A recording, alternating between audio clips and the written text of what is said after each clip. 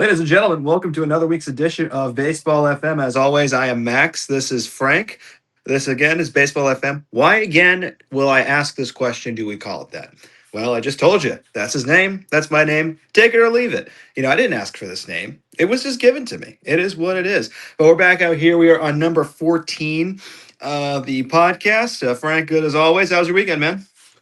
Great, yeah. Helped the girlfriend move into her new place in Portland, Maine, and yeah, great little spot. Definitely a nice adventure. Had some yummy Mediterranean food on the way there, and yeah, watched the Red That's Sox get great. their asses kicked by the Yankees. That's great. Thank God the second game was rained out. That's all I can say. That's great. We're all happy for you. We're all happy for you. Uh huh. Uh huh. Max, how was your weekend? But I was chilling. More a lot of baseball. Got some old GTA games I never played before, so I've been playing a lot of the GTA. We're talking San Andreas. GTA 4 is a masterpiece. Vice City, voiced by the great Ray Liotta of Goodfellas and B movie fame. So that was cool. Just did my shit. Chores, working out, just walk around the city. It was pretty hot, but it was pretty good. Mm-hmm. So not too Do you bad. work We out? I don't think I've ever heard you mention that you work out. from time to time. Huh, huh, huh. Not crazy, but I'm not like Jose Canseco. I don't know how much working out he was doing, but Uh, probably he was probably working a out with lot to Madonna, from carry, what we I could heard. say. Yeah. But anyways, we're back for another edition of the podcast today. We got a lot to talk about.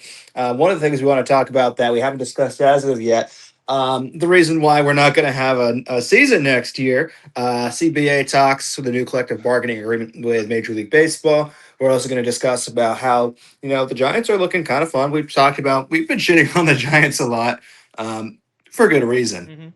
But some players that we like, the team's looking pretty decent overall. Still, from what I saw last night, still some of the same issues, but fun.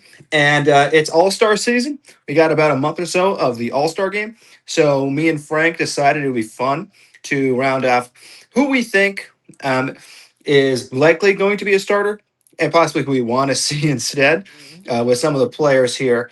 Um, I also want to discuss some of the official players of the week. I didn't, I forgot to write down who the pitchers were, but I'm leaving that to Frank, and I'm leaving it to Frank because Frank for the rookies because he seems to like them a lot. I don't know why, but good for you. We'll Anyways, see. let's begin. Frank, what do we want to discuss first? Yeah. We might as well dive right into the lockout. That seems to be the dominant headline overshadowing everything for next year. So, I think for the people at home that might not know, we can just do a brief overview, or at least I can, and then we can discuss afterwards. But the major thing right now is obviously salary cap, salary floor, right? We're basically hearing from the player side salary floor good, salary cap bad. Understandable. You want to maximize your your value to the club in a lot of different ways, and that makes a lot of sense, right? So limiting their ability artificially to make a salary when everything else is going to the ownership, that is certainly a way to look at it, from the player's point of view. Salary floor, obviously that's the main thing.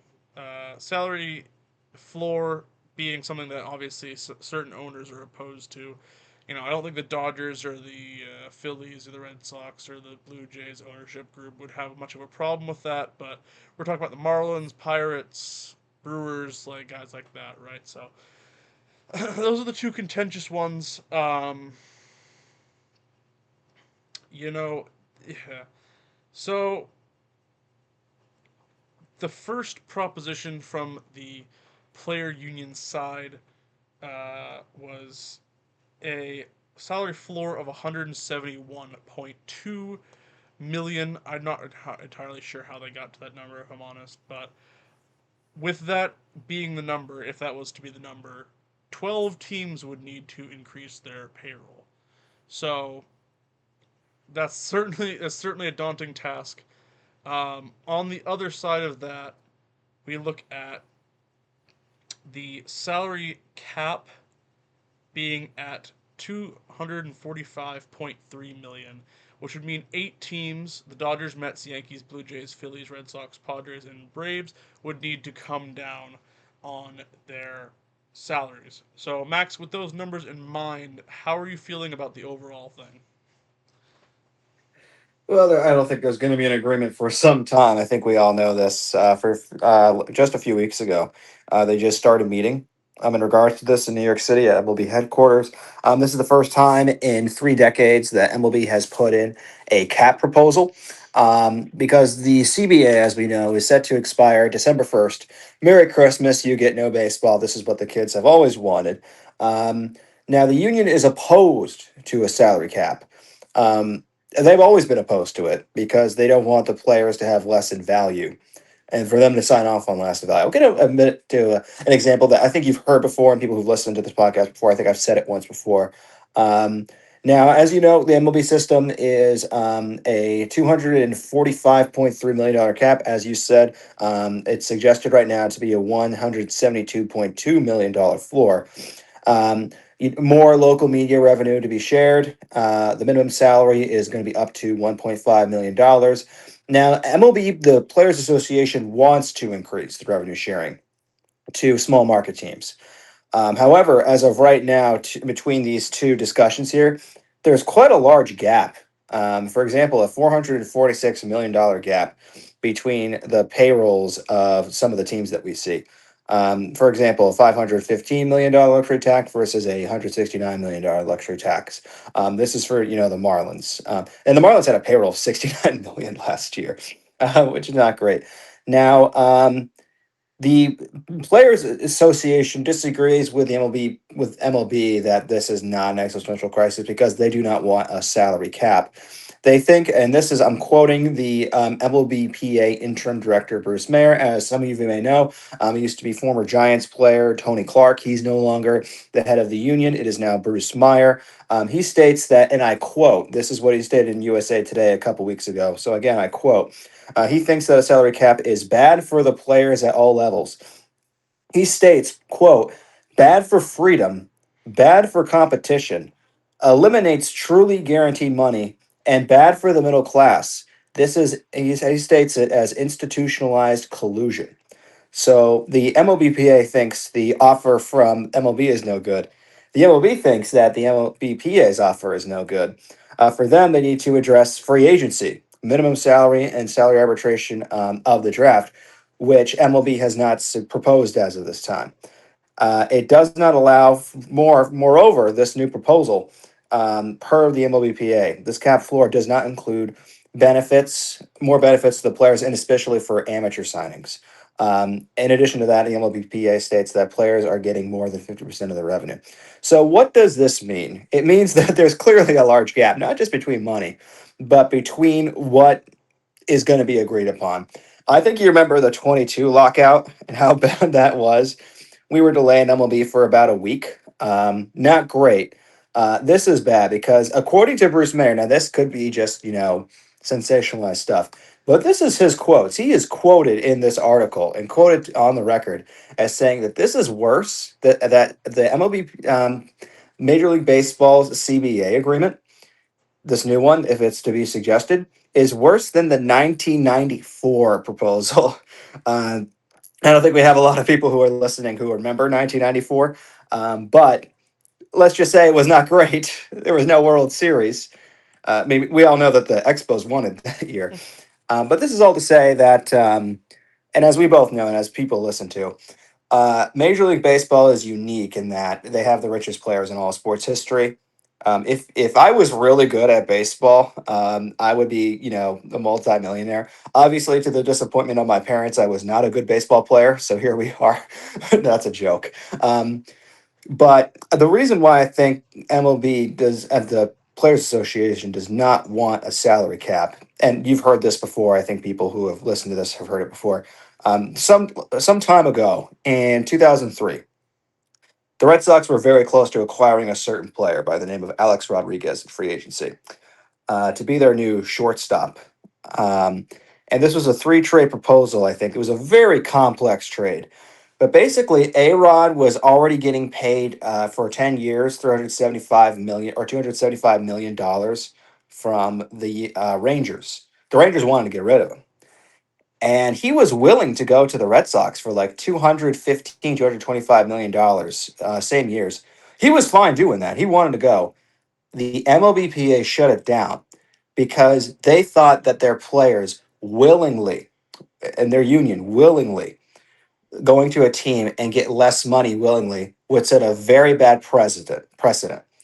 So that's I think where I'm coming from. Not I don't mean to like ramble and stuff, but that's kind of like the state of play where we are right now. I'm interested to see what it looks like now. Obviously, when once the last pitch of the World Series is ended by late October, or early November, obviously all eyes are going to be on this. And unfortunately, it looks like baseball is going to be in a lockout again. So, Frank, what are your thoughts on this? I'm going to shut myself up now. I talked for a lot. But yeah, what are your thoughts on this? And what do you think is going to happen? I think a big discussion point right now is revenue sharing. How each side defines revenue seems to be different, rightly or wrongly.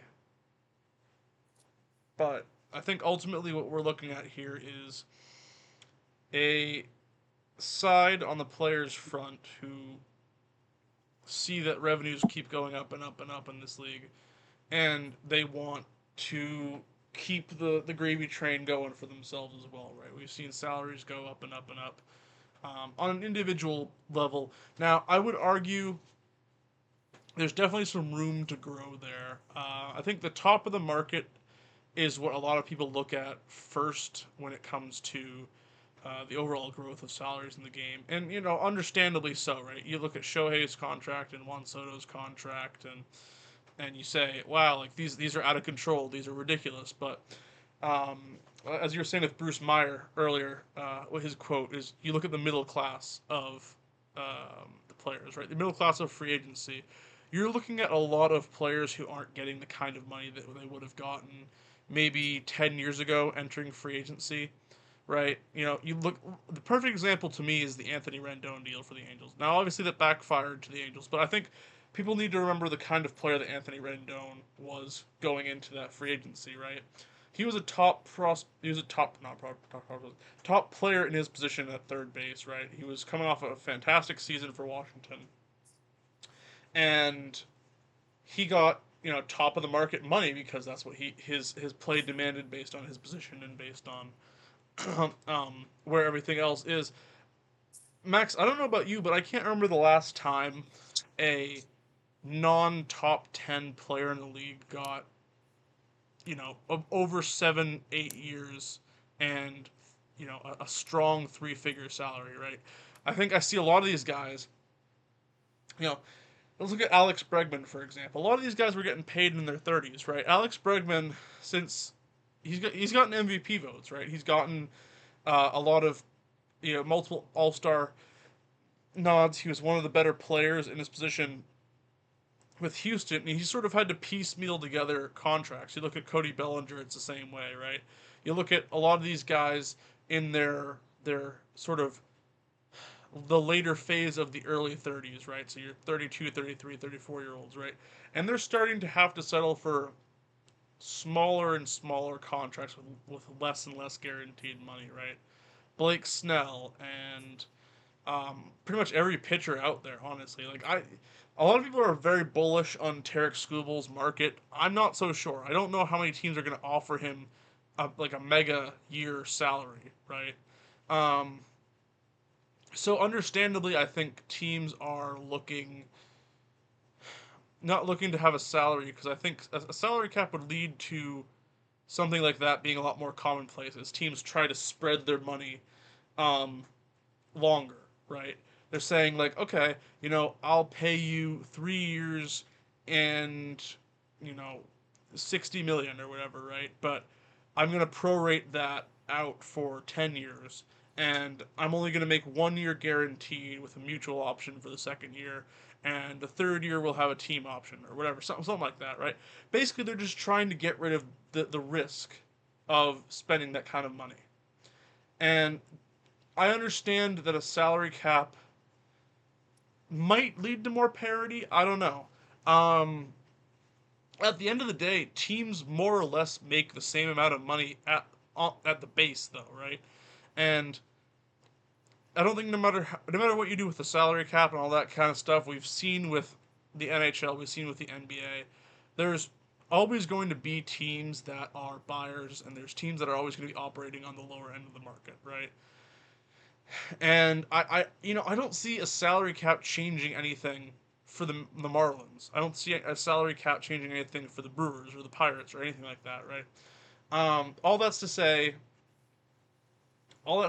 is I think what is more likely to happen is we have tax incentives like we do now, but the punishments and the rewards are larger than they are now. Let's say. Um, right now the Dodgers are perfectly happy to forfeit a first round pick to go over the tax threshold, right? Because they're winning the World Series every year, right? It's like obviously a 30th overall pick is nothing to sneeze at, but it's a great sacrifice for a World Series title. So all that's to say is I don't really know if there's common ground here because the the owners are always going to look out for the owners and the players are always going to look out for the players, right? And I don't think anything as definitive as a salary floor or a salary cap is going to get agreed upon anytime soon. Because I don't think either side trust each other when it comes to that sort of mechanism being put in place to benefit the game overall and not just one side or the other. Yeah, no, I hear you, and I think there's just too much separation right now. It's clear that both sides are not going to agree. I will say this: I'm, not looking forward to the Dodgers winning the World Series again this year, Mm. and for MLB to be locked out for a good amount of time. Um, got any idea of what you're going to do if MLB is locked out Look, for some time? you never know with these things, right? You never know because Yeah, like one day we're sitting here and we're thinking to ourselves the season's gonna be completely washed, right? But yeah. I have some plans. I have some plans in the event that MLB gets locked out for some time. like I'm just going to rewatch obviously the Cars obviously movie a there's lot. I'm gonna I'm gonna rewatch some old shows. yeah. Well, I'm gonna go on a Buddhist monk retreat somewhere. So there's plans. I mean, I'd rather watch baseball. No offense, but I got well, plans in place just in case. there's a degree of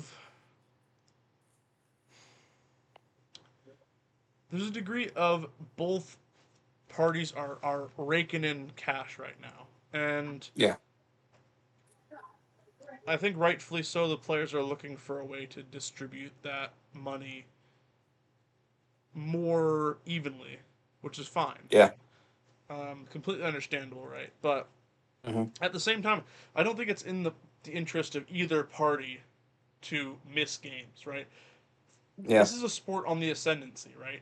It is yeah. owning a larger and larger portion of the overall zeitgeist, and yeah, I just don't see how a lockout benefits either party in the long run. Yeah, no, I agree, and I think especially I know Rob Manfred is trashed a lot, but clearly MLB has been on, as you correctly said, and accurately said. It's on the rise right now. As I think basketball NBA is losing a bit of its prestige. Not a ton of people are watching it. As in past years under the David Stern administration. Um, but I think it's kind of almost night and day between what Rob Manfred is doing than what Bud Selig did. 14 years ago, I mean, baseball was not in a great state. It was still seen as, sort of this old man sport, if you know what I mean. Not a lot of people were watching it. Games were longer. Attendance wasn't so great. And now what's happening now? Ratings are really good. Last year's World Series, a shit ton of people were watching it. That's like the most watched World Series in a very long time. And that was a very entertaining World Series, as we all know. More people are watching the All Star game. More people are watching the Home Run Derby. More people are watching games, not just on TV, but also in person. Yeah, there's 162 games a year. There's 81 home games you're going to have. Obviously, you're going to have a lot more people because there's just so many games, which is fantastic. But the fact that attendance has spiked a lot in recent years, Mm. when people thought, 12 years ago that, oh, baseball's a dead sport, it's just, an old man's game at this point. It's like golf. No offense to golf, of course. But I No, think to be in I this, intend some offense to golf. yeah, you really tune into the Masters this year. No, I'm just saying I don't mind if we shit talk golf. Oh, oh, yeah. Oh, okay, yeah. You're just jealous that I got a better golf game. Not by much.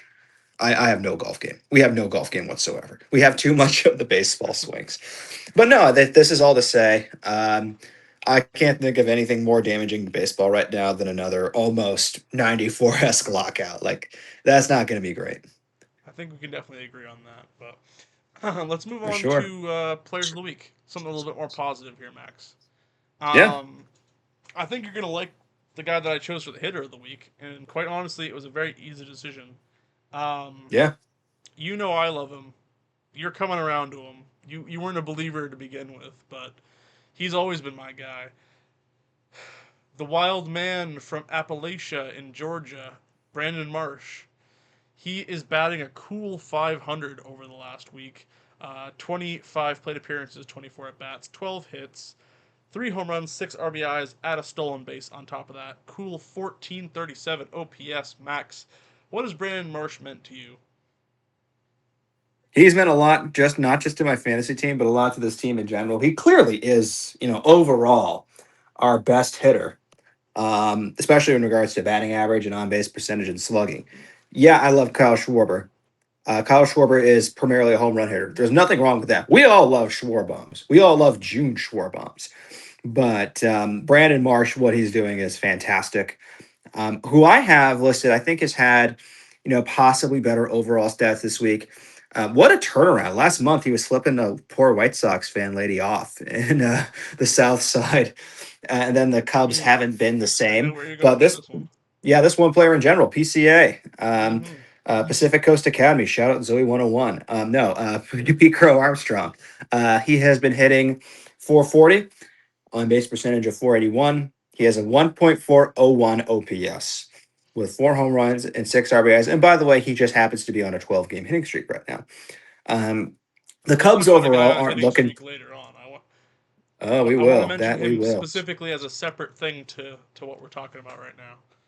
We definitely will. But no, I think PCA. Um, I think overall he's been having, in my opinion, just better stats. This is just my interpretation of it, of course. But I get where Brand Marsh is coming from. But I think PCA, just the turnaround that he's had, Yeah. because in spring training he signed that really good deal, and he hasn't been starting off too great for the Cubs. But now he's really turning around. This is the PCA we remember, Mm-hmm. like the all first half last year, and then there was a bit Yeah. of a nosedive in I the mean, second half. But he's yeah, made himself look like an idiot more than once in his career. Um, yeah, but nothing's more electric than when Pete Crow Armstrong's excelling on all cylinders, right? We're talking about that's one what guy. happens when your family are full of Hollywood washed up actors. We're talking That's about, too mean. but I'm right now sorry. we're talking about a guy, right, who might be, when it's all said and done, one of the better center fielders in the history of the game in terms of his fielding Yeah, abilities, right? If he can hit if he can hit at above average rate for the rest of his career consistently, I think we're talking about a Hall of Famer here. Honestly, I don't yeah. mind saying that. The talent is there. He just needs to find patches where it's not so much up here and it's not so much all the way down here, right? And I will say that's part of his game, right? He does chase a lot. He does swing at a lot of pitches out of the zone, and doing that will lead to some big peaks and some big valleys, right? So maybe that's something he irons out later on in his career. Who knows? But a couple other guys that I wanted to mention, um, Jordan Alvarez looking like another beastly month is upcoming, hitting 476, 577 with an 810 slug, good for a 1386 OPS, 2 home runs, and 9 RBI, tied for the league lead over the last week. Jordan Alvarez, Max, is there a better hitter in the entire game right now? No, I don't think so. I think now with Aaron Judge, being on the IL, and obviously, you think he's a Yankee and so forth. We don't want to see that. Aaron Judge is fantastic. Mhm. It sucks that he's on the IL. And I know our first episode of the year, before Netflix went live with the Yankees Giants opening day, our first episode ever on this podcast, we discussed who is likely to be the MVP if it were Judge. We mostly agree with Bobby Witt, but I think too many people, myself included, have overlooked Jordan Alvarez right now. This man is on Triple Crown watch right now. He Mhm. is on. This is like 2012 Miguel Cabrera Triple Crown watch right now. He's hitting. He's only hitting 476. Well, in terms of last week he hit 476. He had two home runs last week.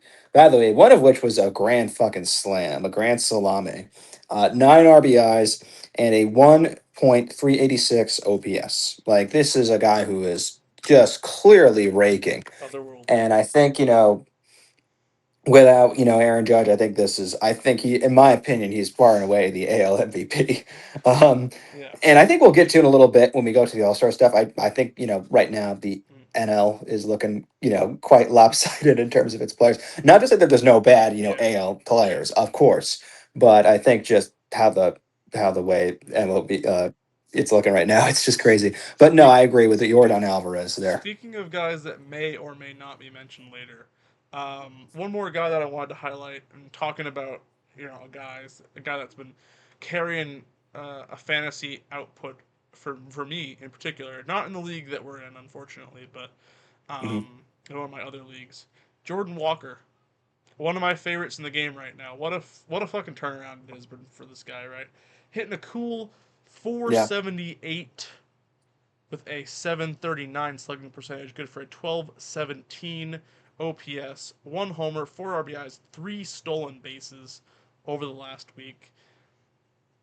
Can you remember a guy who's turned it around more year on year than Jordan Walker has versus his last few years? One person kind of comes to mind a little bit, slightly. I kind of get a little bit of Jose Bautista vibes almost Mm. because Jose Bautista, when he started off for the Pirates, only hit like 10 home runs a year I actually think and I have the had that perfect low of comp an here. average. I Oh, have the let's hear perfect it. comp here. If we're talking about prospect pedigree, now the guy that I'm thinking of was not nearly the prospect that Jordan Walker was, but he was still a top 100 prospect, and he still was heralded a lot in many circles. I'm talking about Jaron Duran, 2024 Jaron Duran to be precise. If we saw how bad he was in 2023, right? Just an absolute mental case, like getting sent down, all this kind of stuff. Didn't necessarily look like he even Yeah. had a future in Boston. To finishing in the top five in MVP votes, being the All Star Game MVP, having a historic year, triples, stolen bases, home runs, all the things. Now, unfortunately, we've never really seen that version of Jaron Duran since then, but I'm talking about 2023 to 2024 Jaron Duran. I think the paths are very similar here. Yeah. Okay. No, for sure. Pitchers, Um, Max. This is something that you didn't really look up. You said, but I'll save I the was trying to trouble. find like what the official one, but I guess I never knew this. Yeah. MLB does not do the pitchers of the Um, week, so I couldn't find it. I'll save I the tried to trouble find here, some Max. Reddits, It's but it's everyone's a just it's a bit of talking a slam about dunk. everybody else. Yeah, Yeah. let's hear it. Most innings pitched over the last week. Um, .6 ERA, four hits allowed in 15 innings, with 11 strikeouts. I'm talking about Logan Webb, fresh off the injured list. One earned run in 15 innings pitched. His sinker is just moving like it always has, right? What's up, Max? He almost threw a no hitter Yeah, a no, couple nights ago. he's been a stud since coming back. This is the Logan Webb that we know and love. Um, this is honestly my favorite archetype of pitcher.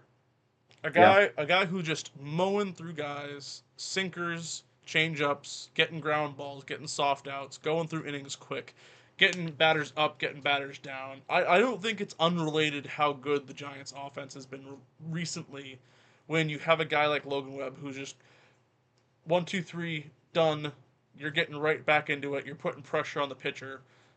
He's barely sat down, barely put a towel on his shoulder by the time he's back out again. So, good for Logan Webb, pitcher of the week.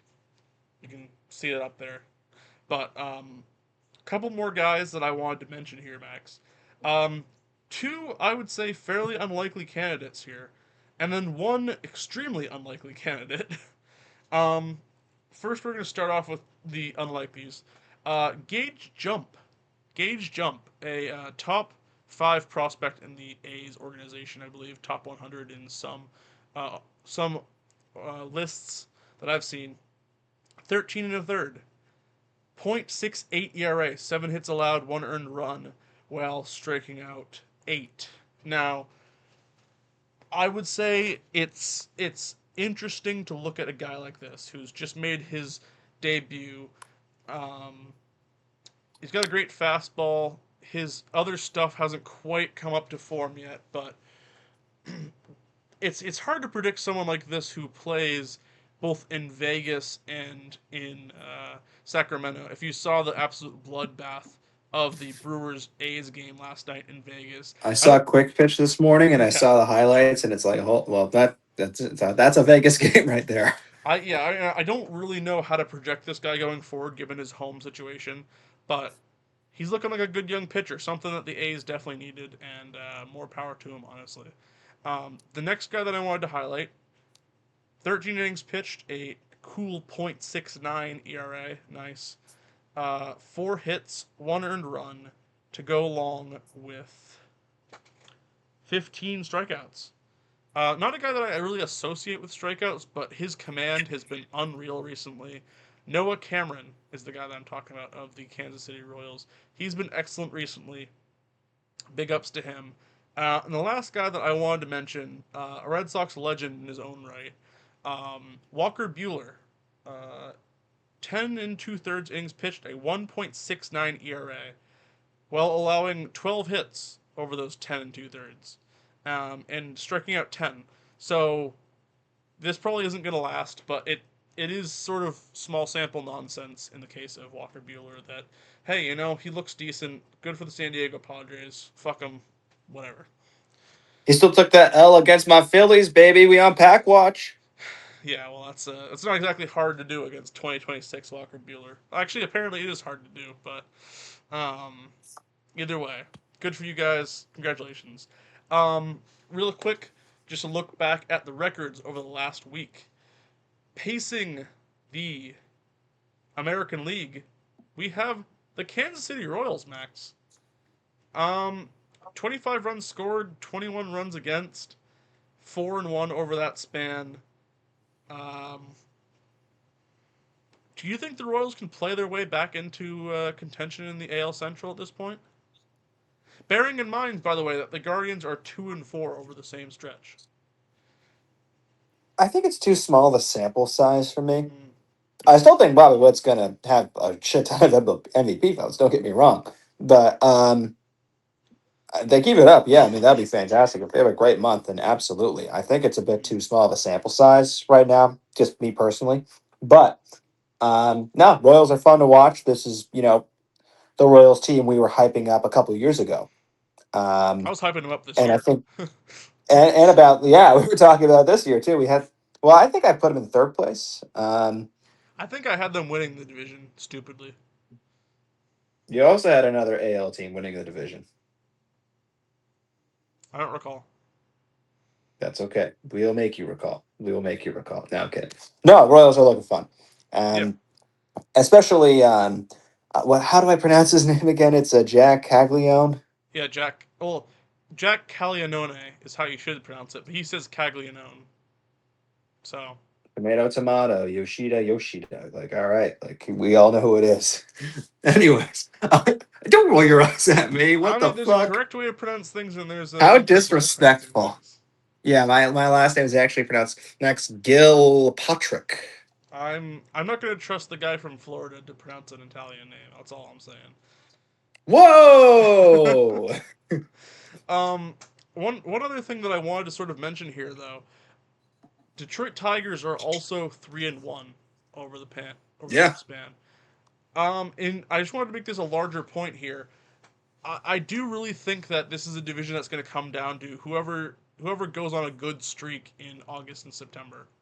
I mean, that has been the last couple of years, but I really don't think we've seen the last of probably any of the teams in the AL Central right now. Honestly, the deadline's going to be huge, and honestly, the later season call ups in terms of prospects could also be a huge factor in all this, right? And the Tigers have a very good farm system. The Guardians have a few interesting prospects coming up.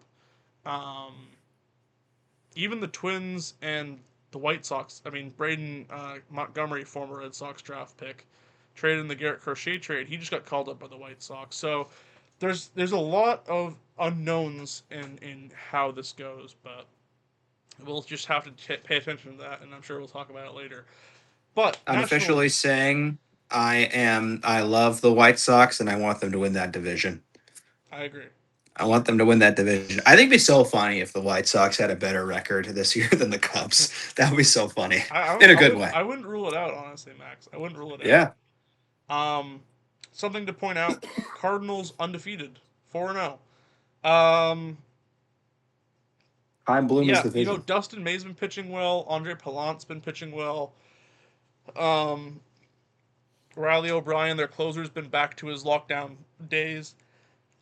And that lineup is just looking so good right now. So good. Ivan Herrera, Jordan Walker, Alec Burleson. You know, we're talking about three guys who could easily be all stars, and you know Lars Nootbaar's back, and he's been swinging it really well so far. And you know, there's a lot to like about this Cardinals team, and shout out Chaim Bloom for the job that he's done there. My goat. I still think he should be the Red Sox president, but what do I know? I don't Kind of a have low billions bar. of dollars, and I don't own Liverpool, nor would I want to. But Yeah, we're big brother. yeah, okay. Everton are the older club. That's all I'm saying. Phillies Yeah, five and because they're one. filled with old men who don't know how to play I'm football. sure. I'm sure we're gonna have a conversation about the Phillies later in the week and how good they've been. But 5-1, Max, despite the best efforts of some of your starting pitching, um, how do you really break down the last week of play? I would also like to point out. Um, the only team that has given up more runs in the last week with a winning record is the Milwaukee Brewers, and a lot of that is on the shoulders of the game that we saw last night against Hmm. the A's in Vegas. So do with that information what you will. Well, the Phillies have, some of the starts we've given up. We've given up a lot of runs. But we still have won the games. As we discussed last week about how historically bad the Phillies offense has been looking. They've been scoring a good amount of times.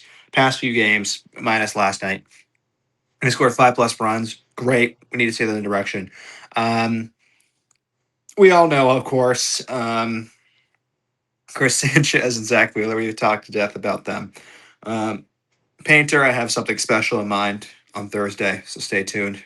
Um, Lazardo, as we know, can be very hit or miss. Uh, and Aaron fucking Nola is the bane of my existence. Having said that, the bullpen's looking fine in some respects. Jonathan We are Bolin not the has been Giants bullpen. Jonathan Bolin has been excellent over the past month. By the way, Oh yeah, he has like a absolutely. point .7 ERA, something like that. He's just been up And there, his absolutely opponent's throwing batting innings. average is like 150. It's crazy. Yeah, I know you mentioned him in last episode as well, but he's just been doing it. He's been doing the damn thing. Yeah. Um, on the complete opposite end of the world, though, what's the lay of the land for the Cincinnati Reds right now? They've been 0-5 in the last week. Their bullpen is an absolute affront to humanity right now. Like it is by far one of the worst things that I've seen in the big leagues this year. They've gone through like 8 different closers. I feel bad for Francona because there just doesn't seem to be any answers there. Do you think that they There's buy only into so Nola, much. try to really shore up the bullpen, or do you think they just pull the plug at this point? No, they shouldn't pull the plug. I think this is still. I think this team has too many weapons not to be at the very least a wild card team like they were last year. I still don't think pull the plug. Um, Especially with Chase Burns doing what he's doing right now, and with 31 and Hunter 34, 10 and a Green's going to half come back of the back. division, by the way. What's that now? 31 and 34, 10 and a half back of the division. He'd still Currently, possibly sneak into a wild currently card 3 spot, games though. back of wild card spot in the National League. There we go. They could sneak back in. Depends on they really do need a bullpen because I still think they have some weapons and a weapon that is not going to be utilized until possibly after the All Star break Mm. in Hunter Green, where this team can still I think go on a crazy streak, kind of like what they did last year. But this bullpen needs somewhere because this is like red alert bad. This is really bad for the Reds. Yeah. Maxwell, I Yes, think we Francis. promised the ladies and gentlemen to talk about a certain player, a certain majestical player. Um, perhaps one the likes of which we have never seen. Um, the grandson of the wind, of course, a very hyped up uh, overseas signing a couple of years ago, Jung Hoo Lee. Um, is it fair to say he's been a little disappointing over his first 2 seasons? Well, so that wasn't his fault. I mean, he was injured. No, I mean that's a very good point. I think people maybe were expecting a little bit more of a an all around game considering the number of home runs he hit in Korea, but very hitter friendly environment in Korea, so that's worth noting. But over the last week, and we didn't mention him intentionally in the last segment about weekly hitters, but over the last week he has been hitting in 28 plate appearances, 556, 571 on base percentage, a 630 slugging, good for a 1201 OPS. Currently on a 15 game hitting streak, I think. Um, Over that time, 2 doubles, 3 RBIs, 2 stolen bases. So not hitting for a lot of extra bases, but showing the real upside of who he is. Over the last month, dating back to May 10th, in 86 plate appearances, he's hitting 446. 446. With a 578 slugging, good for a 1043 OPS, 10 homers, 10 RBI, one homer, 10 RBIs, 2 stolen bases, one triple, 6 doubles. Max, Jung Hoo Lee. Are we looking at a man reborn or just a ridiculous hot streak? I'm convinced it's a man reborn. Look at his Savant. Like he's like one of the top players on Savant right now. His Mm-hmm. stats, his advanced stats are looking crazy. He right now has an average of 333 as of yesterday. This ties Brandon Marsh for second. He's I don't only I like don't want to point 0.3. say I don't want to say he's following the Brandon Marsh blueprint right now, but he kind of Yeah. is. Well, he's hitting 333. He's only point 0.3 points behind Otto Lopez on the Marlins, who is hitting 336 right now.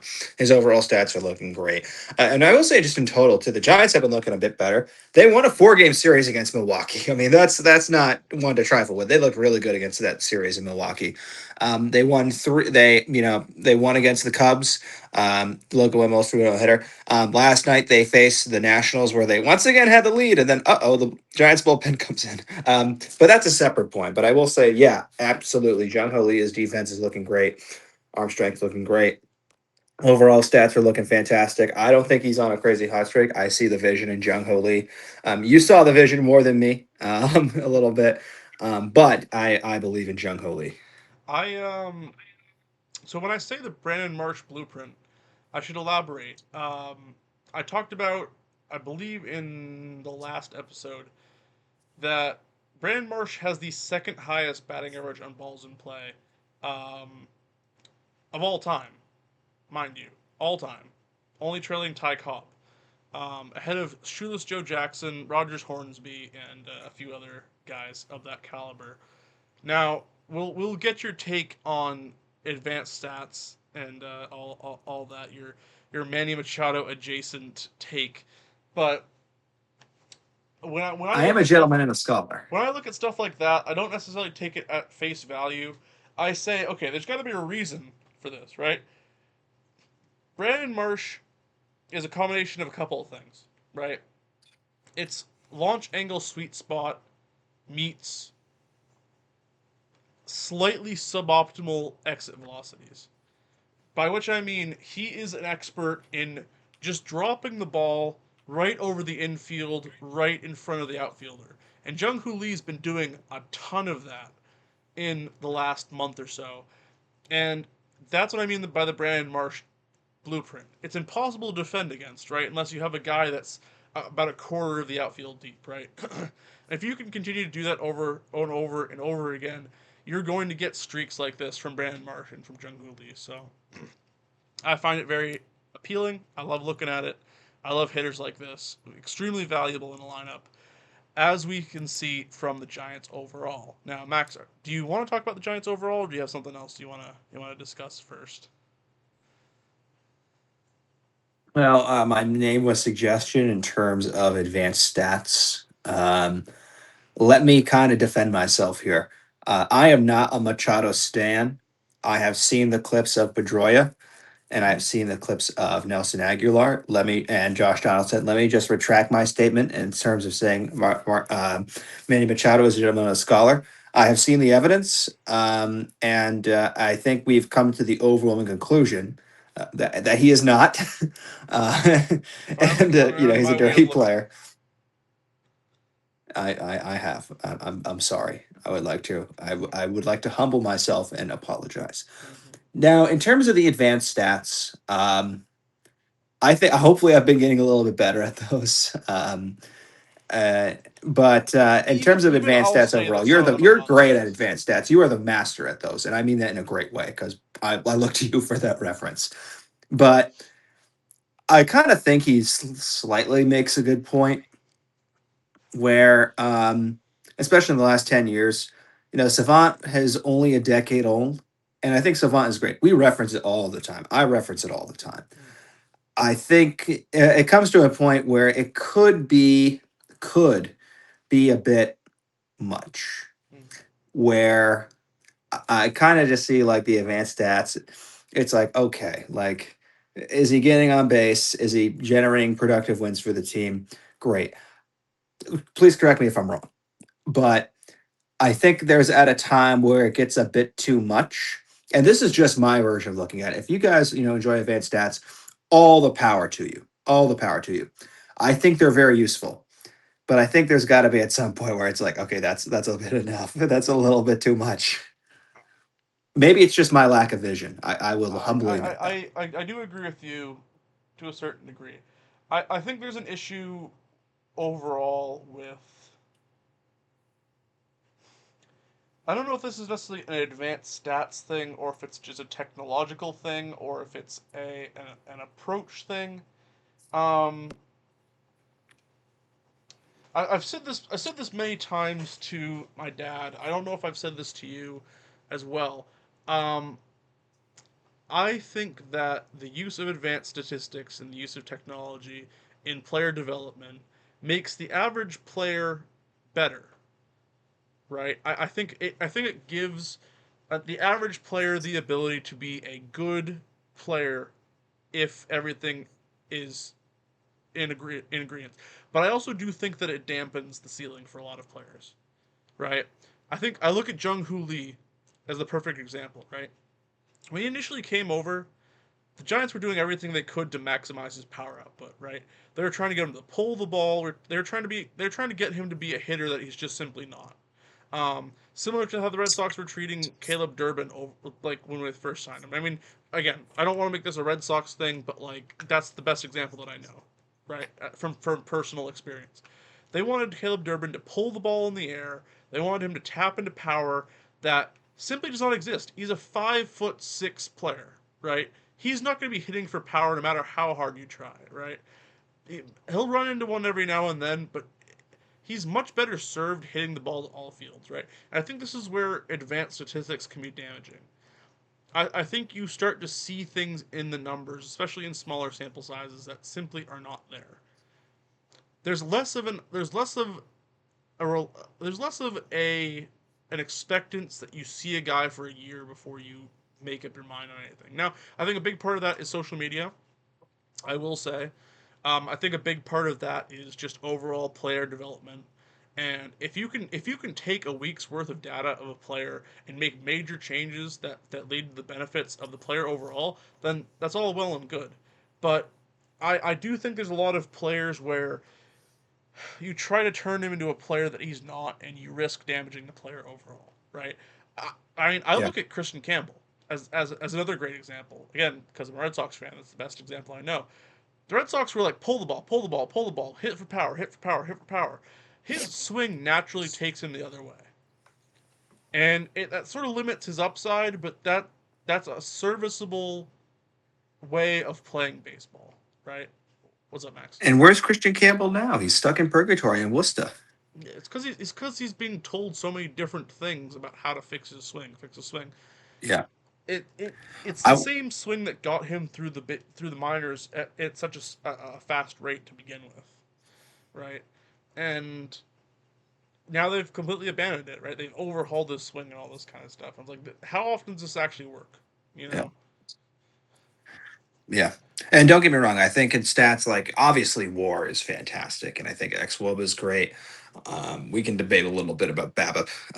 Yeah, and full disclosure, I kind of rage baited you. I tried to rage bait you this morning in regards to As you this. always do. I don't know if it was successful. Well, I'm still the Padawan, never the master. But I will say this: there's one example that does come to mind in terms of advanced stats, and this is not a rant against advanced stats by any means. Let's not forget 2020 Mm-hmm. World Series. Mm-hmm. Blake Snell pitching a gem after 5 and 2/3 innings. Kevin Cash, great manager, comes up and was like, "Yeah, you're done." And Blake Snell's like, "Are you fucking kidding me?" And look what happened. It Well, may have cost the Rays a World this is Series the other thing, right? It's like because of time and that. time again, people have shown that advanced stats do not work in the playoffs. Yeah. So I think that's where the limitations are. At what point can you just be like, you know what? I trust the player in this situation. Let's say hypothetically, and this is just me shooting out of my ass. Let's say hypothetically, you know what? Kokic is much better at shooting threes. We trust him more in this situation at this launch angle than Michael Jordan.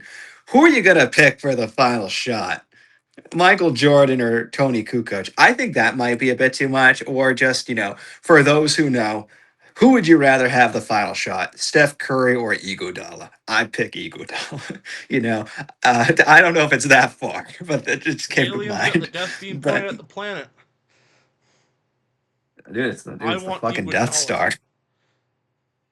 Yeah, man. Well, but you know, you know, first take is first take. yeah, We are not first take, thankfully. no, we're second take. Yeah, But I agree. Maxwell. I agree. I don't want to necessarily skip Using ahead my here. government name is wild. Yeah, yeah, I'm outing you. You're a Yeah, Maxwell. that's my name. You want to talk about our All Stars now, Max, or do you want to get anything else in mind? Let's do a little rapid fire for the All All right, Star. all right, Max. We'll go American League. We'll go National League.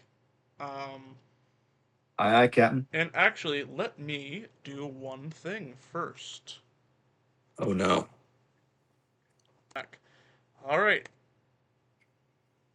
that's going to be seamless for the people at home, but basically what I did is pull up the MLB All Star page here, and I'm going to fill out my ballot live for the people at home. Max, you can give me your picks first, and I'll give you my picks afterwards. Now, you can't see my screen, but I'll just tell you anyway. But let's start with the first baseman here, Max. Who you got for the American League?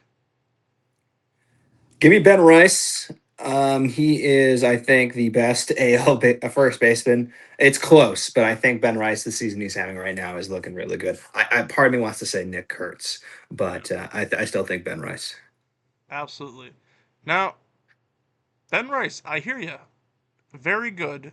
Very good choice. Batting 300, 18 homers, 45 RBI. Not who I'm going with, though. Okay. I think if you look at the month that this man just had, AL month, AL Player of the Month honors, and he's just hitting the piss out of the ball. 282, 14, 48, with a 955 OPS. Not a million miles off from Ben Rice. Nick Kurtz is my first baseman for the American League. Max, who you have for the second baseman for the American League?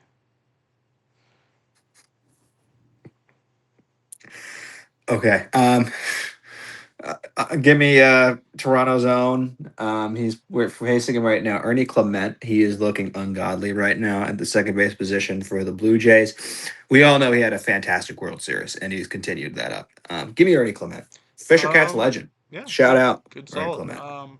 Someone that's been doing a really good job on one of my fantasy leagues when I really needed some second base um, production, but he's played a bunch of positions this year, and he low key has been doing very well. Once a very heralded prospect, showing some real flashes here for Texas.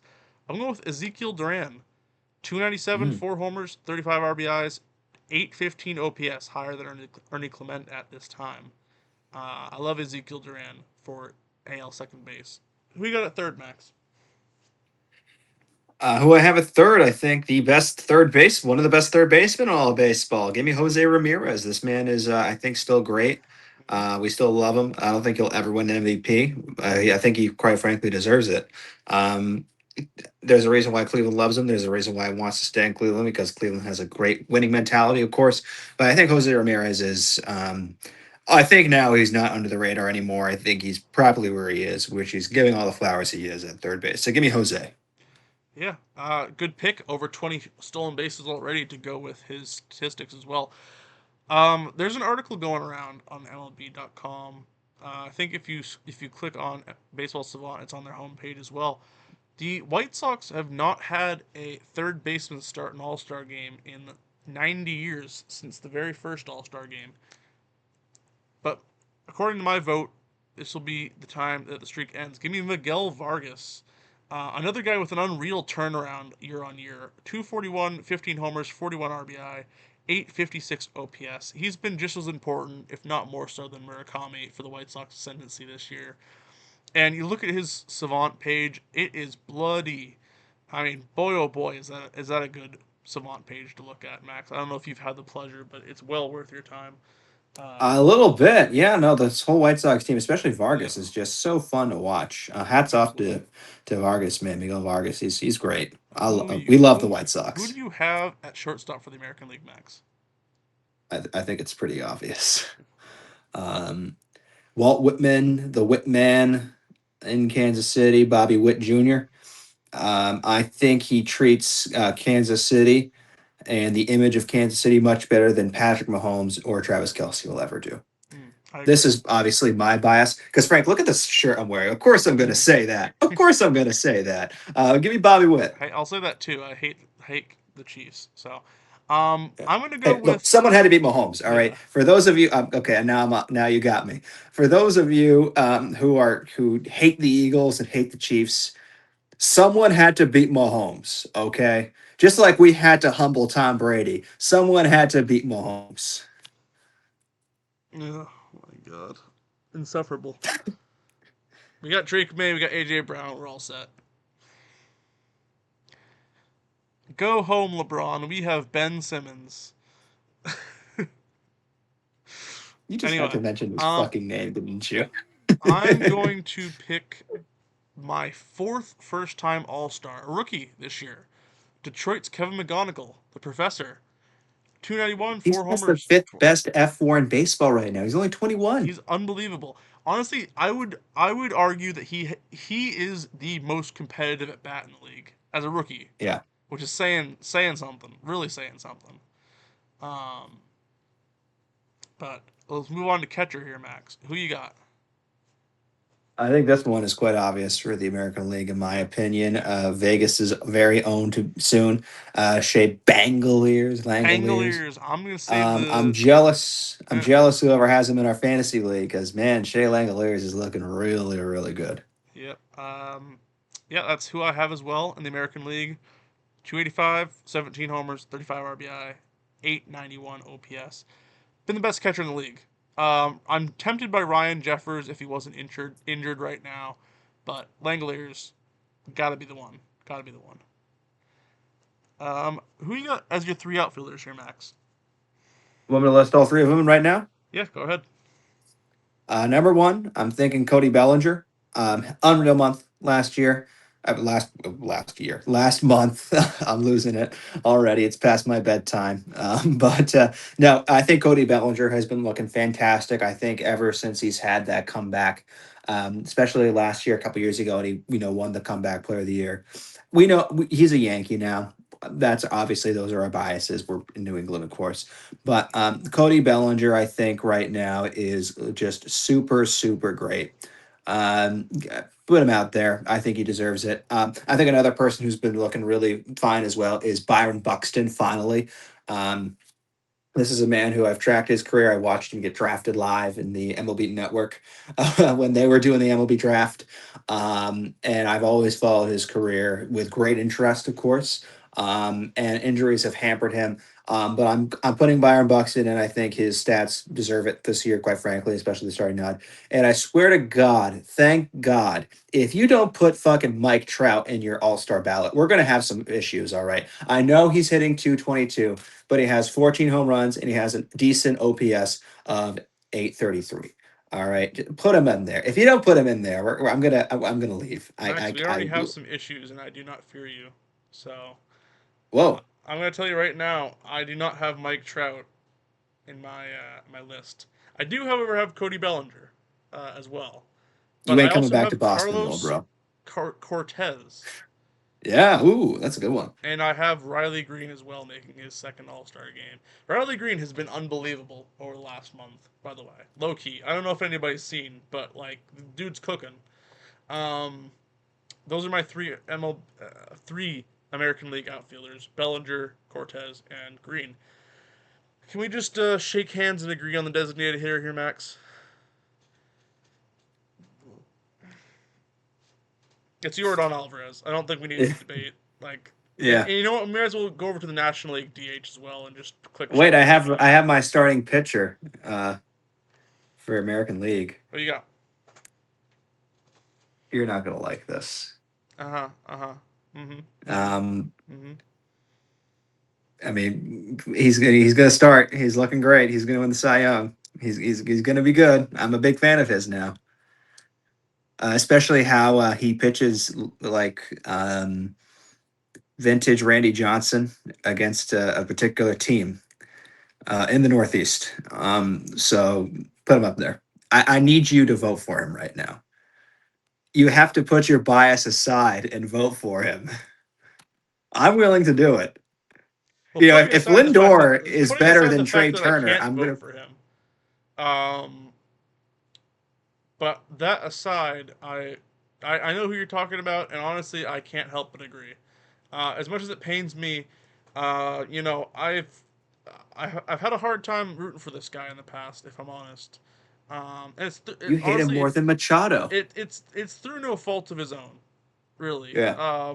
And Well, I mean, he is you on know, Twitter. but like honestly, I think it's mustache envy more than anything. And he's got great hair. Plus, he gets to live in Canada. Yeah. Dylan Cease, I'm sure that's who we're both talking about right now. And yeah, no, I mean, like it's not easy for me because he's had a very volatile career, and you know, it's hard. It's hard for me to admit to myself that Dylan Cease is that good. But yeah, I agree that we both should vote for him to be the starter for the American League.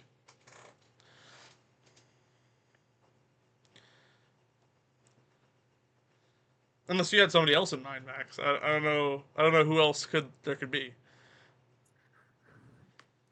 I knew Um, you were a big Tatsuya Imai fan, but I didn't know Actually, this no, is I how don't far mind. it would I go. don't mind him. I don't mind him at all. I think Eric Getty's looking quite good too, Yeah, especially that's another last good month. option. That's another good option. But Davis Martin, another good one. shit, Zach Miller just gave up a fucking home run. There goes my fantasy league. Oh fuck, I'm last Hey, place. Miguel Vargas Anyway, just hit a home run though.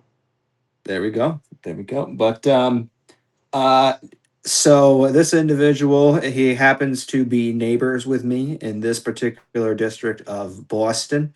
He's a big Bruins fan, as we know on Twitter. His profile pic at one point was Anakin Skywalker. As a fellow Star Wars nerd myself, all respect. At that point, I just had to respect him, and I do respect him. Uh-huh, uh-huh. And I'm sorry that you hate this guy more than Manny Machado. I don't hate him more. I just don't think about him. No, I think you do. We can move on. Let's go to the National Garrett League. We're Cole. at a Wild West standoff here. Yeah. I know who you're talking about, Max, but I will not mention his name on this podcast ever again. So, I will. okay, do it. Cam Schlittla. Thank you, everybody, for tuning in to the 14th episode of Baseball FM. As always, I have been Frank. This has been Max. I hope you all have a good night. See you later.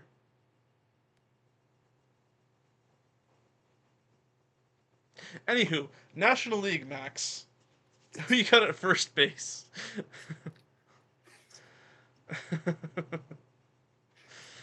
You actually got me there for a second. Yeah, honestly. First base.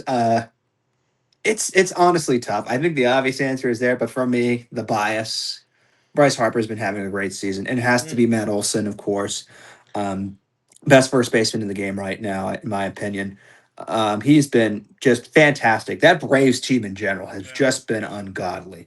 And I think they're obviously going to win that division. But I think the one at the top is Matt Olson. 100%. It's got to be Matt Olson. No, I mean, guys that it could be, right? Sal Stewart, Matt Olson, Spencer Horwitz, Bryce Harper, Freddie Freeman, Alec Burleson. But my personal pick, one of my favorite stories, Jake Bauers, 286, 12 homers, 43 RBI, 912 OPS. He's been an integral part of this Brewers offense. They're looking great yet again. He's been no small part of that. Um, you know, he's been a great reclamation project, right? As back in the day when he was a top prospect for the Tampa Bay Rays, hasn't quite come to fruition, but seems to have found a power stroke in Milwaukee, and good on him. Honestly, good on him. Second base, Max. Who you got? I got my boy Bryce Terang. He's been looking fantastic. I think he's looking super, super good. Yeah, that's the Spark Notes version. I don't have his stats pulled up, unfortunately, but Bryce Terang, No, definitely. I also have Bryce Turang. Um, I think he's been the best second baseman in the league, point blank. Period. Like I just don't think there's any room for argument. 884 OPS, 10 homers, 42 RBIs, 278 batting average. I don't think anybody expected him to have this sort of power stroke, but here we are, and he's shown every facet of the game that you'd want from a second baseman. And another huge reason why the Brewers are doing so well again. But yeah, third baseman, Max. Who you got? I think their baseman right now, he's been in the league for some time. I think Max Muncy's been putting himself a really solid season at third base, especially Yeah. for the Dodgers. Obviously, when we talk about the Dodgers, we, routinely think of Shohei, Freddie Freeman, Mookie Betts, etc. Max Muncy has been on that team for a very long time, and I think he deserves, still some credit. He's been very, very good for the Dodgers for a very long time. I definitely think he ought to be the starter for them at third base. Um, I'm very tempted. I am, but you know, there's something about a first-time All-Star that I just can't say no to. I know it's not Alec Bohm. Thank you. Um, Max, I know that Foster's is Australian for beer, but do you know what Australian for baseball is? No. It's Curtis Mead, baby. Let's fucking go. Curtis Mead, 242, 9 homers, 28 RBIs, 831 OPS. Didn't really come onto the scene until middle of May, but he's been just doing the damn thing so far. And quite honestly, former top prospect, I love to see it. I love the late career arc. I mean, to be fair, he's only 27, I think. So, not really late career, but Curtis Mead getting Aussie into the All Star game. Why the hell not? Shortstop, Max. Who you got? I got last year's one of the third former cover athletes of the show. Give me Ellie. I think Ellie is still that. I think he's still a great defensive shortstop. I think he's still a great offensive shortstop. Give me Ellie. I think it's pretty Yep. obvious, in my opinion, that's Ellie. Lord help me, I am a batting average stan, Max. I love me some batting average. So that's why I have Otto Lopez. Batting Yeah. 340, Max. What is this, the 1970s? What is he, Rod Carew? Like, What are we doing here? We got that Rock Carew. Folks, for those who don't see, Frank's got a really cool poster back there of Rock Carew. Got a So 1970 yeah, tops right there. I got one it of at the a best yard batting sale. stances of all time. You've seen that batting stance, how he just Oh, leans back I and love him. I love him. his bat's already in the zone. Panama's finest. I Yes, also sir. have Phil Necro, Roberto Clemente, and Bert Campaneris up there as well.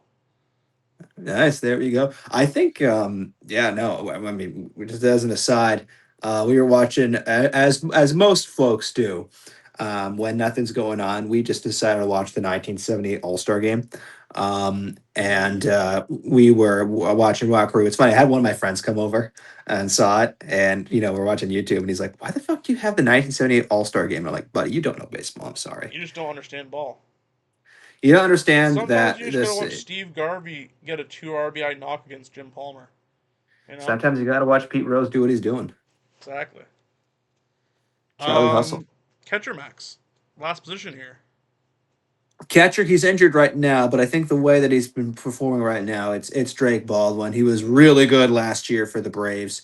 And I think this year, I mean, I know he's on still like technically, I think on the 10-day IL or something like that, but he's really good. I am waiting for him to, all due respect to the Orioles catcher, but Basillo, I'm horrible at names, as you know. But Samuel I Basillo. can't.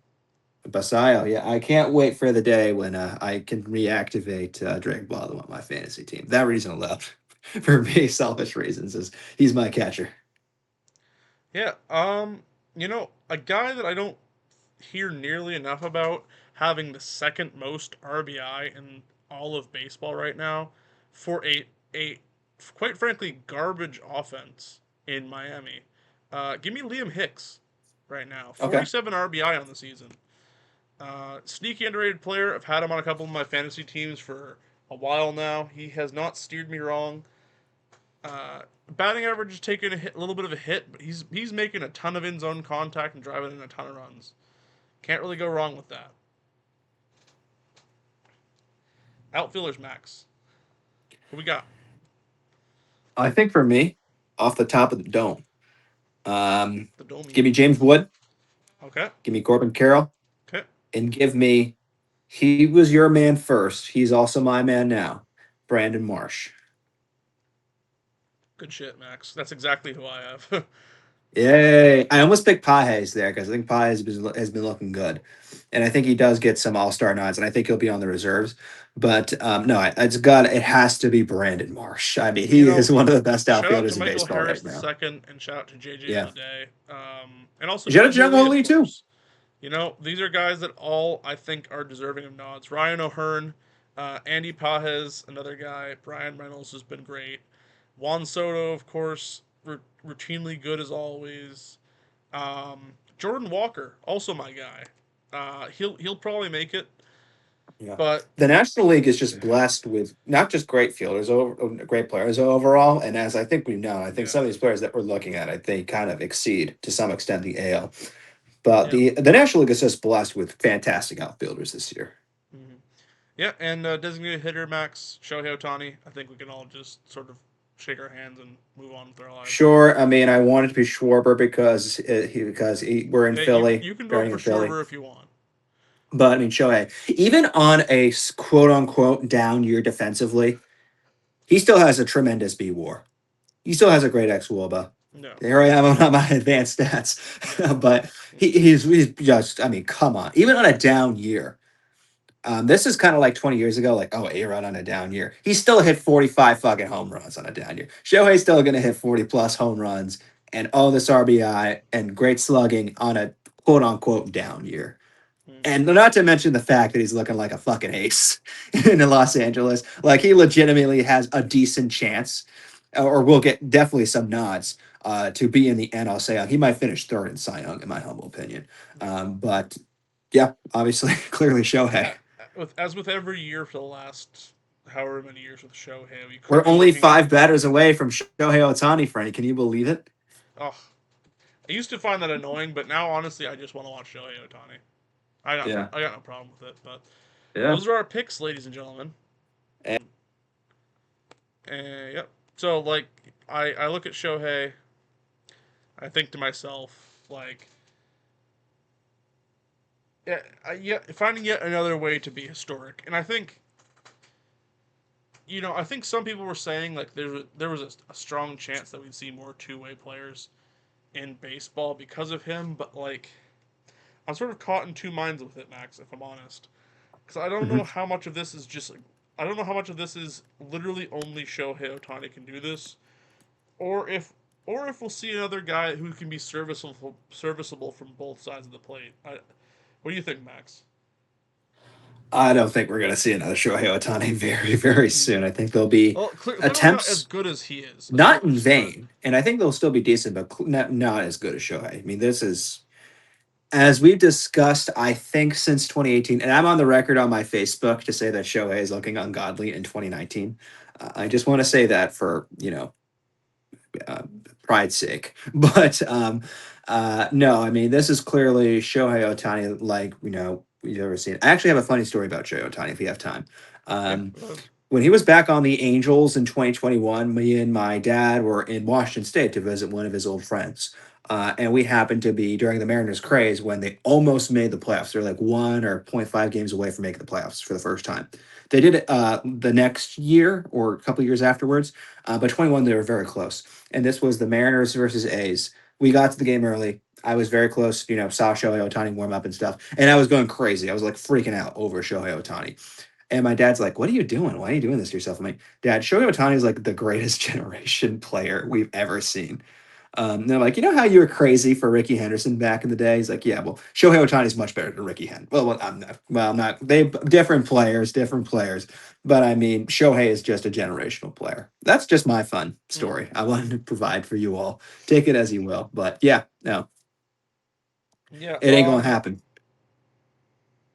Yeah, I mean, I remember doing everything I could to get tickets to the Dodgers game, see my boy Mookie and Shohei last July. Saw them absolutely shellac Dustin May. That was a lot of fun. Yeah. Red Sox actually ended up winning that game, funnily enough. But I've seen yeah, Shohei play a total of 3 times. Obviously, all with the Angels because Dodgers tickets are crazy. But all with the Angels, I've seen Shohei play, and yeah, I actually kind of want a Shohei, not a Dodgers jersey. I want a Shohei Ohtani Angels jersey. That'd be kind of fun. yeah. No, honestly, like I think there's a lot to like about where the game's at right now. Please don't lock out the game, Yeah. everybody. Fingers One crossed. last thing before we leave, we mentioned my AL starter. It better be Christopher Sanchez to start in the No, it's gonna NL. be the Miz. There's no way it's not the Miz.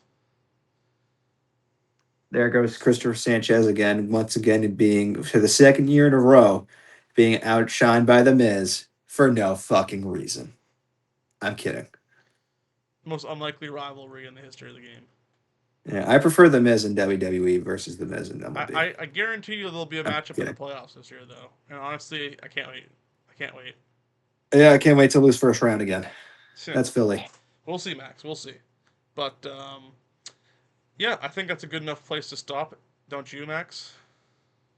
Yeah, it's getting a bit hot in Yeah, Boston. So I'm yeah, looking at this fan and I'm like, I need to turn this thing on as soon as my possible. AC is right behind me, and it's just like begging for me to Yeah, get the cool air absolutely. in. So I think we're gonna wrap it up before we start cooking alive here. So thank you Yeah, again for tuning in to this episode of the Baseball FM podcast. And yeah, support, like, comment, subscribe, all that good stuff. Much appreciated. And we're gonna keep doing bi-weekly episodes until the sun explodes. So hopefully look forward to that, and we will see you next time.